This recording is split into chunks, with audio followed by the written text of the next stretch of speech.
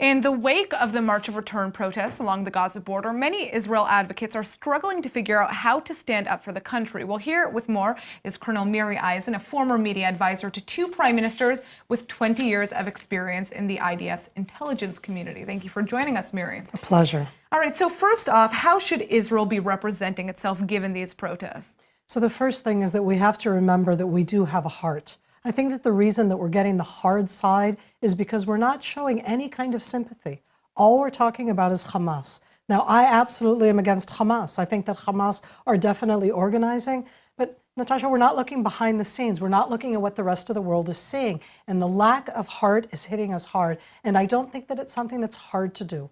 All of the spokespeople on behalf of Israel, have you noticed? They're all men. Many of them are in uniform. All of the words, all of the framing that we're using is about the IDF, about the military, about security. But there is another side inside the Gaza Strip, not just Hamas. And I think if we would access that, we could do a lot better.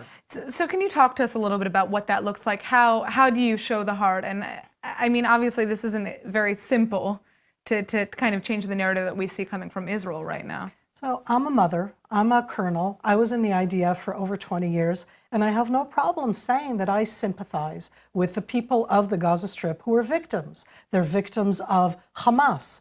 But in that sense, by realizing that they are victims, I'm separating them from Hamas. Israel does not acknowledge the people in the Gaza Strip at all. All of our PR, and I understand that, but all of our PR has only been against Hamas. And by doing so, people who are looking at the Palestinian people as victims, as we see the pictures here of soldiers, of all of those different things, that's not what the rest of the world is seeing. They're seeing pictures of really, at the end, millions, it's almost 2 million people who don't live in a lovely place and Hamas rule over them. And what they're hearing in the world is that Israel is blaming them for their own situation. All right, well, do you think the United Nations was right in its criticisms here? Was Israel doing what it needed to do on the border in response to these protests? So perhaps what we need to do is to separate what's happening on the border from what's happening behind. I like to call it the front stage and the back stage, because essentially in the front seats we have protests. But in the upper tiers, all behind it, and that's what the world is seeing, it isn't just Hamas, it isn't just protests.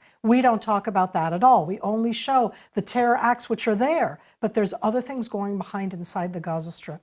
And I do think that that would have made maybe a difference. Let's be honest, in the United Nations, we're not going to win anything, certainly not in the General Assembly, not in the United Nations Human Rights Commission. They're not there to help out with us. All right, well, Colonel Miri, thank you so much for joining us. And we are just going to have to wait and see if your advice is taken.